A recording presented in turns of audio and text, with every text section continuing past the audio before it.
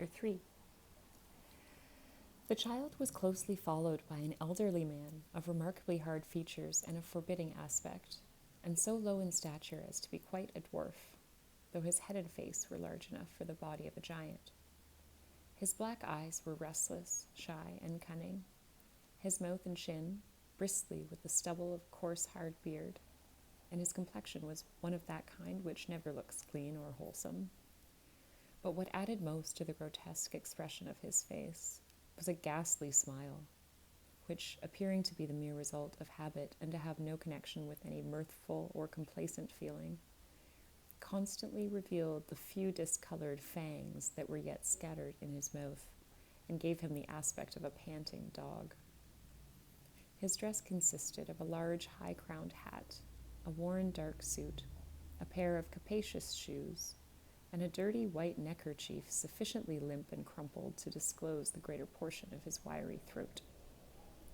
Such hair as he had was of a grizzled black, cut short and straight upon his temples, and hanging in a frowsy fringe about his ears.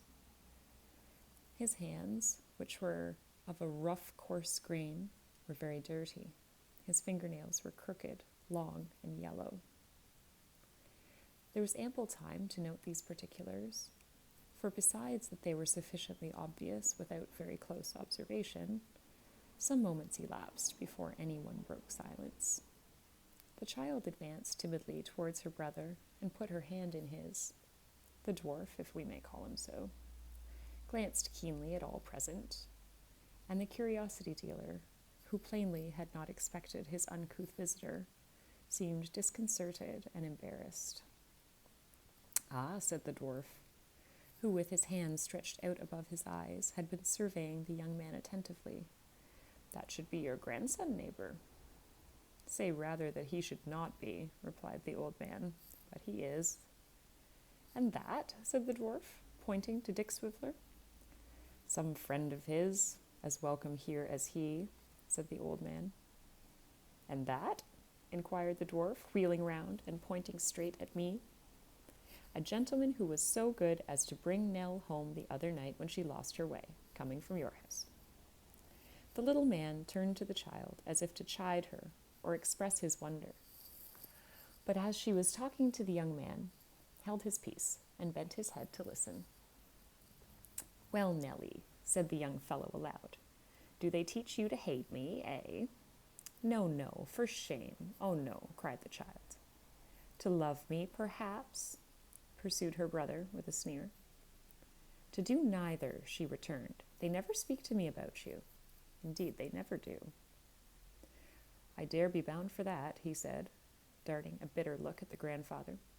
"I dare be bound for that, now. Oh, I believe you there." "But I love you dearly, Fred," said the child. "No doubt." "I do indeed, and always will," the child repeated with great emotion. "But, oh, if you would leave off vexing him and making him unhappy, then I could love you more." "I see," said the young man, as he stooped carelessly over the child, and having kissed her, pushed her from him. "There, get you away now you have said your lesson. You needn't whimper. We part good friends enough, if that's the matter."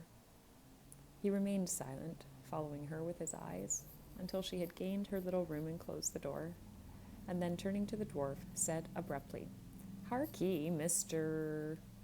"Meaning me?" returned the dwarf. "Quilp is my name. You might remember. It's not a long one. Daniel Quilp." "Harkee, Mr. Quilp, then," pursued the other. "You have some influence with my grandfather there." "Some," said Mr. Quilp emphatically, "and are in a few of his mysteries and secrets." "A few," replied Quilp, with equal dryness. "Then let me tell him once for all, through you, that I will come into and go out of this place as often as I like, so long as he keeps Nell here, and that if he wants to be quit of me, he must first be quit of her. What have I done to be made a bugbear of, and to be shunned and dreaded as if I brought the plague? He'll tell you that I have no natural affection, and that I care no more for Nell, for her own sake, than I do for him. Let him say so. I care for the whim, then, of coming to and fro, and reminding her of my existence. I will see her when I please. That's my point. I came here today to maintain it, and I'll come here again 50 times with the same object, and always with the same success. I said I would stop till I had gained it. I have done so, and now my visit is ended. Come, Dick. Stop, cried Mr. Swiveller, as his companion turned towards the door. Sir. Sir, I am your humble servant, said Mr. Quilp, to whom the monosyllable was addressed. Before I leave the gay and festive scene and halls of dazzling light, sir, said Mr. Swiveller, I will, with your permission, attempt a slight remark. I came here, sir, this day, under the impression that the old min was friendly. Proceed, sir, said Daniel Quilp, for the orator had made a sudden stop. Inspired by this idea and the sentiments it awakened, sir, and feeling as a mutual friend that badgering, baiting, and bullying was not the sort of thing calculated to expand the souls and promote the social harmony of the contending parties, I took upon myself to suggest a course which is the course to be adopted on the present occasion.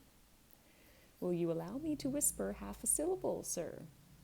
Without waiting for the permission he sought, Mr. Swiveller stepped up to the dwarf, and leaning on his shoulder and stooping down to get at his ear, said in a voice which was perfectly audible to all present, the watchword to the old min is fork. Is what? Demanded Quilp. Is fork, sir, fork, replied Mr. Swiveller, slapping his pocket. You are awake, sir. The dwarf nodded. Mr. Swiveller drew back and nodded likewise, then drew a little further back and nodded again, and so on. By these means he in time reached the door, where he gave a great cough to attract the dwarf's attention and gain an opportunity of expressing in dumb show the closest confidence and most inviolable secrecy. Having performed the serious pantomime that was necessary for the due conveyance of these ideas, he cast himself upon his friend's track and vanished. Humph, said the dwarf, with a sour look and a shrug of his shoulders. So much for dear relations. Thank God I acknowledge none, nor need you either, he added, turning to the old man. If you were not as weak as a reed and nearly as senseless. What would you have me do? He retorted, in a kind of helpless desperation. It is easy to talk and sneer. What would you have me do? What would I do if I was in your case? Said the dwarf. Something violent, no doubt. You're right there, returned the little man, highly gratified by the compliment, for such he evidently considered it, and grinning like a devil as he rubbed his dirty hands together. Ask Mrs. Quilp, pretty Mrs. Quilp, obedient, timid, loving Mrs. Quilp. But that reminds me, I've left her all alone, and she will be anxious and know not a moment's peace till I return. I know she's always in that condition when I'm away, though she doesn't dare to say so, unless I lead her on and tell her she may speak freely and I won't be angry with her. Oh, well-trained Mrs. Quilp. The little creature appeared quite horrible with his monstrous head and little body, as he rubbed his hands slowly round and round and round again, with something fantastic even in his manner of performing this slight action, and dropping his shaggy brows and cocking his chin in the air, glanced upwards with a stealthy look of exultation that an imp might have copied and appropriated to himself. Here, he said, putting his hand into his breast and sidling up to the old man as he spoke. I brought it myself for fear of accidents, as, being in gold, it was something large and heavy for Nell to carry in her bag. She need be accustomed to such loads betimes, neighbour, or she will carry weight when you are dead. Heaven send she may, I hope so, said the old man, with something like a groan. Hope so, echoed the dwarf, approaching close to his ear. Neighbour, I would I knew in what good investment all these supplies are sunk. But you are a deep man, and keep your secret close. My secret, said the other, with a haggard look. Yes, you're right. I keep it close, very close. He said no more, but taking the money, turned away with a slow, uncertain step, and pressed his hand upon his head like a weary and dejected man. The dwarf watched him sharply, while he passed into the little sitting room and locked it in an iron safe above the chimney-piece, and after musing for a short space, prepared to take his leave, observing that, unless he made good haste, Mrs. Quilp would certainly be in fits on his return. "And so, neighbour," he added, "I'll turn my face homewards, leaving my love for Nellie, and hoping she may never lose her way again, though her doing so has procured me an honour I didn't expect." With that he bowed and leered at me, and with a keen glance around which seemed to comprehend every object within his range of vision, however small or trivial, went his way. I had several times essayed to go myself, but the old man had always opposed it and entreated me to remain. As he renewed his entreaties on our being left alone, and adverted with many thanks to the former occasion of our being together, I willingly yielded to his persuasions and sat down, pretending to examine some curious miniatures and a few old medals which he placed before me. It needed no great pressing to induce me to stay, for if my curiosity had been excited on the occasion of my first visit, it certainly was not diminished now. Nell joined us before long, and bringing some needlework to the table, sat by the old man's side. It was pleasant to observe the fresh flowers in the room, a pet bird with a green bow shading his little cage, the breath of freshness and youth which seemed to rustle through the old dull house and hover round the child. It was curious, but not so pleasant, to turn from the beauty and grace of the girl to the stooping figure, careworn face, and jaded aspect of the old man. As he grew weaker and more feeble, what would become of this lovely little creature? Poor protector as he was, say that he died, what would her fate be then? The old man almost answered my thoughts as he laid his hand on hers and spoke aloud. "I'll be of better cheer now," he said. "There must be good fortune in store for thee. I do not ask it for myself, but for thee. Such miseries must fall on thy innocent head without it, that I cannot believe but that, being tempted, it will come at last." She looked cheerfully into his face, but made no answer. "When I think," said he, "of the many years, many in thy short life, that thou hast lived alone with me, of thy monotonous existence, knowing no companions of thy own age, nor any childish pleasures, of the solitude in which thou hast grown to be what thou art, and in which thou hast lived apart from nearly all thy kind but one old man, I sometimes fear I have dealt hardly by thee, Nell."